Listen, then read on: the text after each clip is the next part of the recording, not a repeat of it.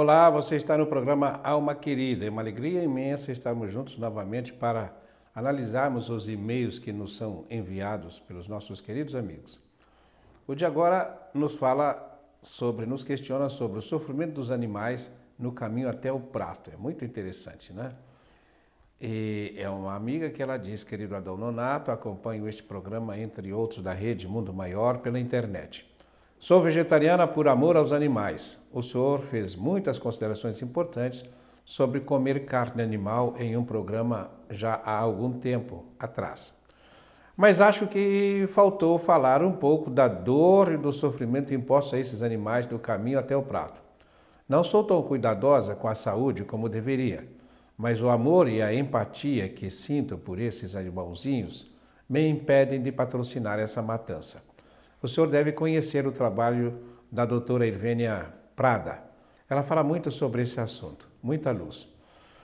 Minha querida, é verdade, é um trabalho muito bonito da doutora Irvênia e eu só queria dizer para você o seguinte: nós já falamos muito sobre essa questão do sofrimento dos animais, quando nós falamos que quando eles vão para o matadouro, uma vez eu até descrevi como é que acontece, por exemplo, o abate de um boi no matadouro. Porque, veja, eu sou vegetariano desde os meus 16 anos de idade, mas, apesar disto, nesta idade, ou um pouco antes, eu trabalhava no matadouro, porque o meu pai era administrador de um matadouro.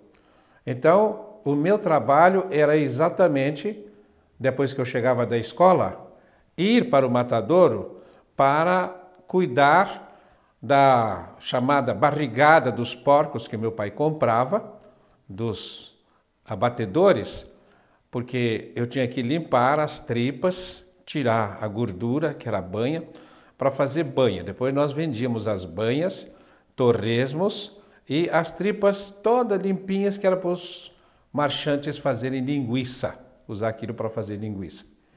E é claro que eu via como é que os bois eram abatidos. Havia muitos currais na entrada do salão maior do matadouro e aqueles currais terminavam num corredor muito estreito que ficava um boi atrás do outro. Era chamada de seringa. E os bois, aqueles currais, eram os currais que era do abatedor João, depois do açougueiro José, do açougueiro Antônio. Então cada qual tinha lá os seus bois que iam ser mortos. E quando os bois entravam naquele corredor, na seringa, é como se eles adivinhassem que eles estavam indo para a morte. Então eles empacavam, eles relutavam em caminhar. O que acontecia? Ao lado daquela seringa tinha uma espécie de passarela em cima, aonde o magarefe é aquele que mata o boi. Ele subia e tinha um cabo de força, de alta tensão, correndo por cima do corredor, uma argola nesse cabo de alta tensão e um cabo com o fio que passava dentro daquele cabo isolado para que o magarefe pudesse pegar sem nenhum risco e um ferro, né, eletrificado na ponta daquele cabo. Então eles pegavam aquele cabo e davam um choque no traseiro, no ânus do boi.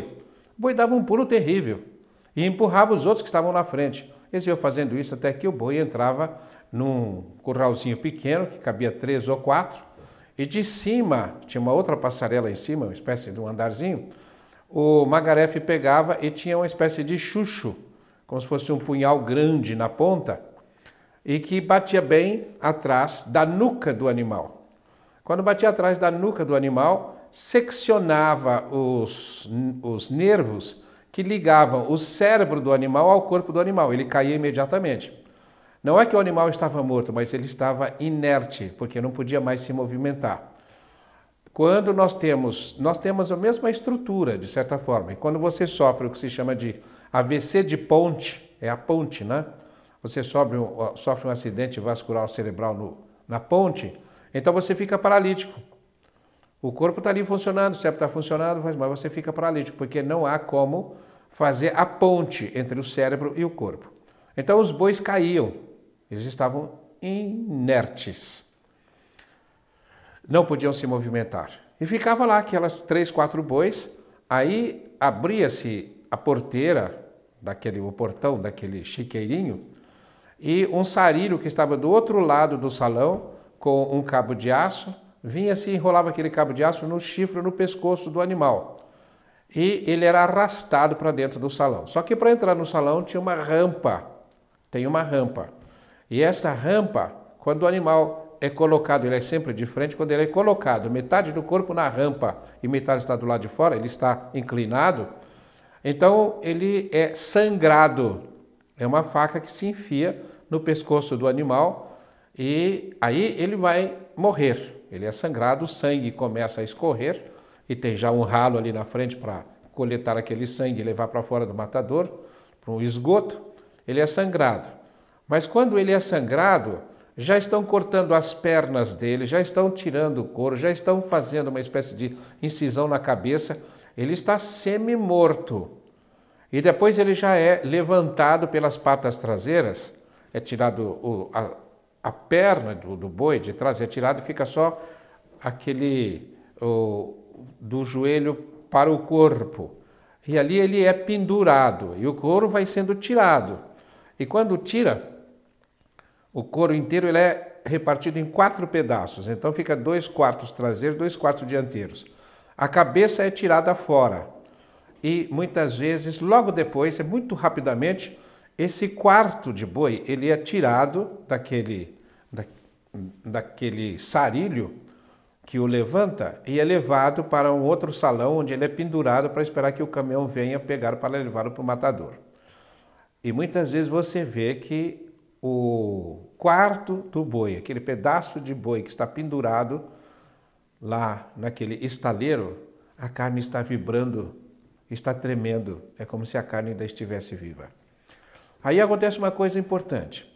O animal, ele tem corpo físico, corpo etérico e corpo astral. Corpo físico é uma pedra tem, corpo etérico um vegetal tem, corpo astral um animal tem. Corpo astral é para o sofrimento, para as emoções, para as sensações. Quando o animal ele sofre tudo isso, o astral vai ficando densificado, é muita dor. E esta energia astral fica impregnando a carne que vai para a panela, que o fogo não destrói, o calor do cozimento não destrói. Então, quando você se alimenta de carne, você está se alimentando também da energia etérica do animal e da energia astral do animal. E essa energia astral muitas vezes é de muito sofrimento. Isto eu falei como se mata um boi. E como se mata um porco? Como se matava o porco nesse matador? O porco ele era trazido do chiqueiro, que estava perto do matador, onde tinha muitos porcos também, uma espécie de seringuinha, e ele entrava num salãozinho e ele é morto a marretadas. É uma marretada que é dada na cabeça do animal, então ele é como que se desmaiasse com aquela pancada. E depois eles fazem isso com vários animais, né, morrem, aí eles vão sangrando um por um e o porco é esquartejado, limpo, sai a barrigada dele e joga para lá, e aí ele vai também parar no açougue. É isso que nós comemos. Você tem toda a razão, o sofrimento dos animais deve nos inspirar, isso que inspira você. Mas não é só por isso, porque você diz assim, o animal, eu não vou fazer sofrimento, causar sofrimento a um ser vivo. Acontece que um pé de alface também é um ser vivo, mas como eu disse, o pé de alface não tem corpo astral, ele é um ser vivo, mas ele não tem esse astral que fica condensado. Então, quando você o ingere, o seu metabolismo vai ter que separar as energias do vegetal e para fazer isso precisa de um intestino delgado comprido, que é típico dos animais herbívoros. E o intestino delgado do homem é um intestino comprido, é de herbívoro.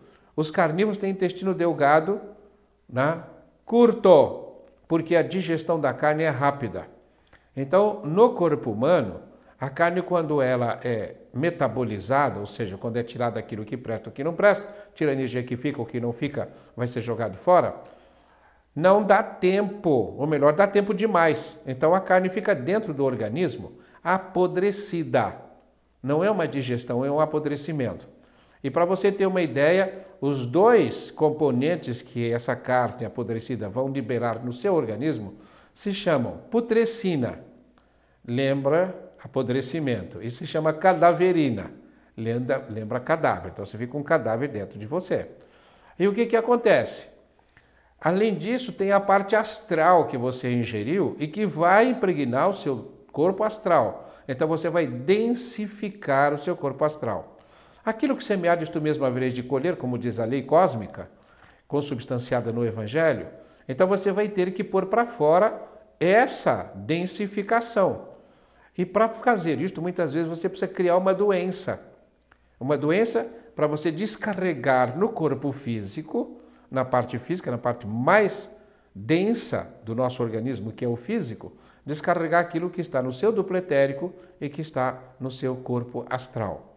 Muitas vezes também você acaba densificando até a sua estrutura mental, porque você fica com as imagens, com as formas, pensamentos de comer um bife fumegante, da galera em torno de um espeto de churrasco, e muitas vezes, se está em torno de um espeto de churrasco, está também em torno de uma caneca de cerveja ou de um copo de caipirinha ou de uma outra bebida qualquer. Então, é como se fosse uma coisa atraindo outra, uma coisa atraindo outra, e vai densificando. Quando você come um alimento como esse que eu terminei de falar, que é uma carne, e que você põe no seu organismo putrescina, cadaverina, um monte de coisas ruins, o primeiro éter do corpo etérico, que é o responsável pela digestão, que é o éter químico, e que é polarizado, tem dois polos, vai ter que colocar para fora tudo que não serve para ser você. E tudo aquilo que serve para ser você vai ser assimilado. O que não serve tem que ser posto para fora. Mas muitas vezes não dá tempo, porque a pessoa é tão ignorante da sua necessidade espiritual e corporal, que antes que o organismo termine de fazer esse trabalho de metabolização, a pessoa está comendo outra vez, ou está bebendo outra vez. Então o que o éter químico vai fazer? Ele vai estocar essas coisas ruins no seu organismo. Então estoca como? Formando células adiposas, gordura, e formando ateromas, as artérias vão ficando apertadas. Olha, isso é uma desgraça, porque se a artéria fica apertada, a pressão sanguínea vai subir. E se a pressão do sangue sobe, vai exigir mais do éter vital, que é o segundo éter. Acontece que o éter vital já perdeu alguma das suas energias para o éter químico, para poder fazer esse depósito de coisas ruins no seu organismo, para te manter vivo. Aí vai fazer o quê? Vai ter que suportar uma pressão alta e mais energia para fazer o seu sangue circular, vai tirar a energia do terceiro éter, que é o éter luminoso.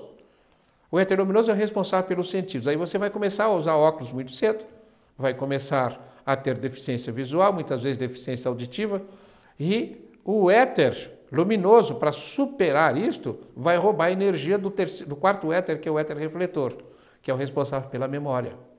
E quando vai tirando essa energia do último éter, que é o da memória, o que acontece? Muito novo, você já começa a ter dificuldade de passar da metade da página do livro que você está lendo, lembrando-se do que você leu no começo. Já começa a ter esquecimento. Então, não consigo me lembrar de nada, né? Então você vai usar óculos, vai ser esquecido, vai ter pressão alta, vai ter uma porção de coisa. Tudo isso por quê? Aquilo que semeares tu mesmo havereis de colher. Isso só por comer carne. Eu falei que é alguma coisa, estou mostrando aqui como é que um alimento pode intoxicar. Agora eu queria que você me permitisse usar o seu e-mail para sugerir que fôssemos mais adiante. Experimente pensar do que acontece com uma pessoa que usa drogas, ou que usa um tóxico qualquer, ou que usa um entorpecente, ou que bebe, ou que fuma. O que é que você está fazendo com o seu organismo? Então é isso que nós estamos empenhados agora em mostrar para as pessoas.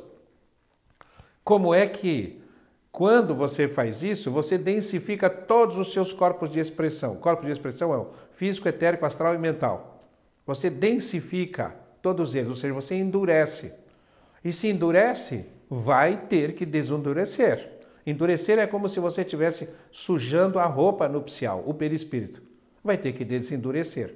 Como é que você desendurece? Como é que limpa? Limpa com o corpo físico. O corpo físico é como se fosse o sabão, o detergente que você tem que usar.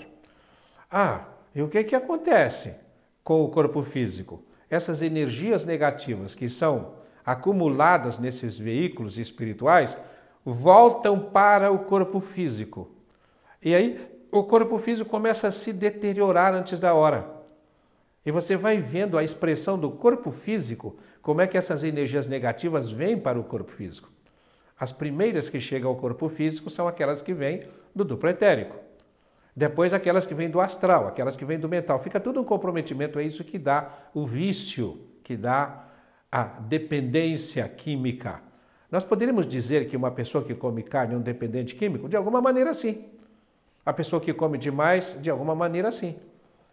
Todos aqueles são dependentes, ou seja, que não têm a capacidade de exercer a vontade. Vontade é a capacidade, é a qualidade do corpo mais elevado que nós temos, que é o átmico, aquele que expressa a vontade de Deus, o corpo da vontade divina.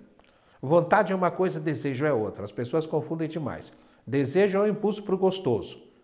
Vontade é a determinação para o correto, para o adequado, para o conveniente. Então, o que acontece quando você faz isto com você? Você enfraquece a vontade, mas você está aqui exatamente para fazer o contrário, para desenvolver a vontade. Aí o que vai acontecer? Você adoece. Se adoece, o médico diz, tem que parar de fumar. Aí você vai ter que desenvolver a vontade e a força. Ah, não consigo. Não tem problema, você morre e volta para cá tuberculoso ou asmático. Aí você não vai conseguir, vai ter aquela vontade, desejo de fumar, mas não vai poder. Você vai ter uma vontade, um desejo muito grande de se suicidar e não vai poder. Tem até o caso do sujeito que era tão fraco que ele tinha repetido tantas encarnações em que ele se suicidava, que ele nasceu com as pernas atrofiadas e sem braços. E foi morar exatamente na beira de um rio que ficava chamando a atenção dele para ele se atirar no rio.